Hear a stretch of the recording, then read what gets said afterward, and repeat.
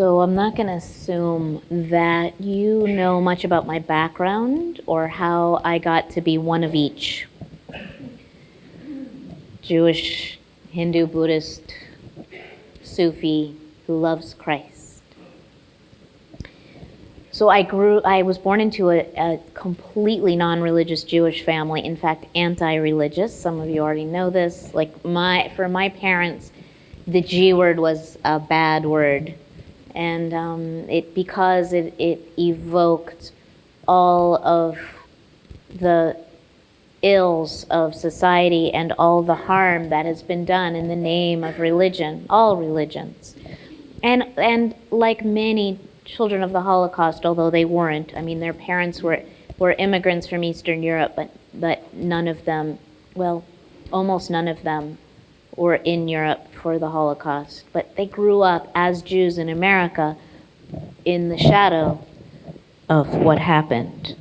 And did not, so the whole idea of a loving God or any kind of superhero in the sky made no sense to them and was insulting. Although I did grow up with a sense of Jesus as a great rabbi and a great peacemaker and peace activist, which is what my parents were. They were kind of typical American liberal Jews with social justice orientation. They were very active in the anti-war movement of the Vietnam era. And through their peace activism, their whole lives kind of were turned upside down, suburban Long Island, New York. They ended up being exposed to a lot of alternative philosophies, they called them, because if it was religion, they were allergic. We've already established that. But if it was a philosophy, they could connect with it. They were especially influenced by Be Here Now. How many of you are familiar with the book Be Here Now by Ram Dass? Yeah, not many of you. If you haven't, this is your homework. Have you heard of Ram Dass? Anybody heard? Okay, so who recently died. May his memory be a blessing. And so Be Here Now was this iconic book that came out in 1970 that introduced Eastern thought to a contemporary Western audience, particularly Americans, in a very American idiom, with very grounded in psychology. And Ram Dass was a psychologist from Harvard and had a deep sense of understanding of the human condition, right? So my parents read Be Here Now, and it, although the transcendentalists like Thoreau and Emerson had already introduced a lot of people in the United States in the 19th and 20th centuries to some of the hallmarks of Eastern thought, particularly Hinduism. Ram Dass and of course Swami Vivekananda in the first Parliament of the World's Religions in the 1890s also really woke an international audience, but especially Americans, up to the beauty of the Vedantic traditions or the Vedic path. But Ram Dass really, it just like infiltrated the culture. It's where the whole contemporary yoga movement, for better or worse, emerged.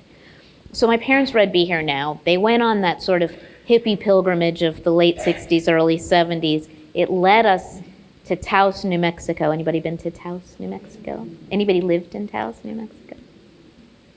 Where my husband Jeff and I still live and have raised our children. And so outside of Taos is the Lama Foundation, which is an intentional spiritual community. It's over 50 years old now. It's where Ram Dass wrote Be Here, or where Be Here Now was created with the Lama Foundation in the late 60s and came out in 1970. And Lama Foundation happened to run the school that my siblings and I went to, which in those days they were called free schools. Remember the free schools in the 70s, 60s and 70s? It was an alternative school, hippie school, okay? Hippie school. Very much about the creative arts, not so much reading, writing, and arithmetic. Still not my strong points. Reading and writing are, but not so much numbers or history or anything like that. We did a lot of arts, creative arts, and in fact, we wrote a play about the story of the life of the 16th century poet mystic Mirabai, and I played the lead Mirabai, and that's how I got my name when I was 14. Yeah. We wrote a musical about her because our teachers were Neem Karoli Baba devotees. You know, Neem Karoli Baba was Ram Dass's guru in the book Be Here Now. He calls him Maharaji. And so they had come back from India with a comic book. Have you been to India? You know, there are these comic books about the lives of the gods and goddesses and the saints. Well, there's a Mirabai comic book, and that's where my name came from, which Ram Dass actually gave to me when I was 14.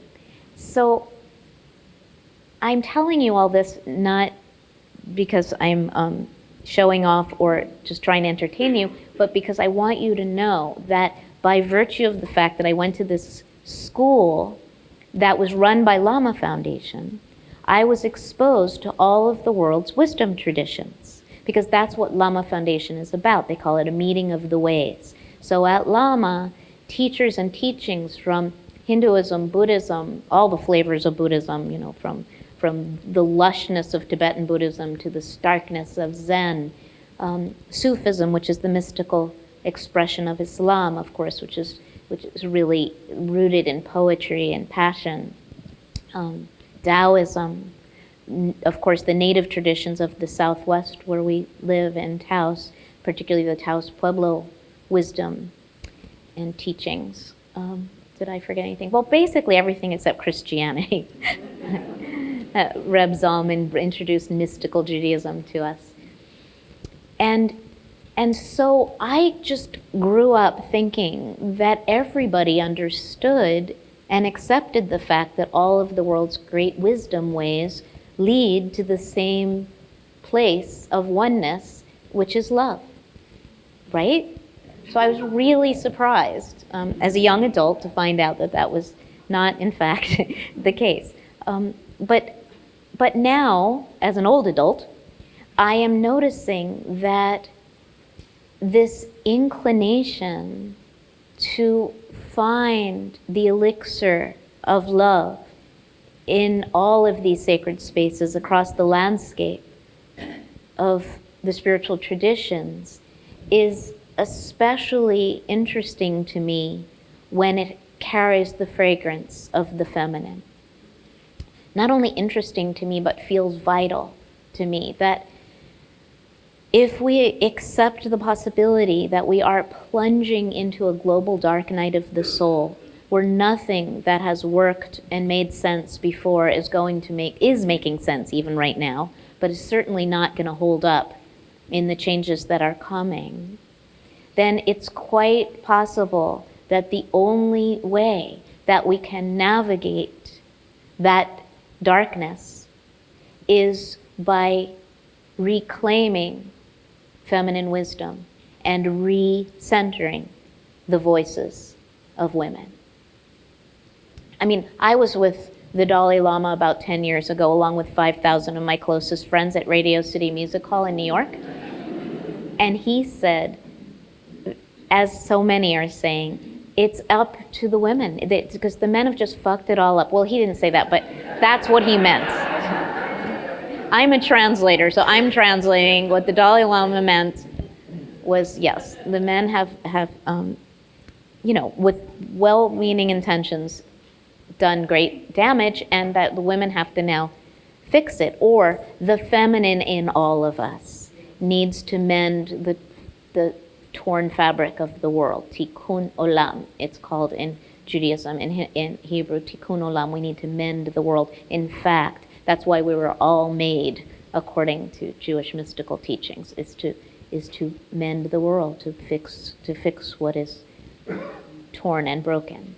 And he said, in fact, it's Western women, especially the Dalai Lama now, Western women especially, who need to do this mending, because not only do we have the feminine values that all women everywhere have of loving kindness and fierce truth-telling, but we have the resources in the West to do so, where most women around the world are so oppressed that they cannot affect change. They can only put out whatever fires are right in front of them.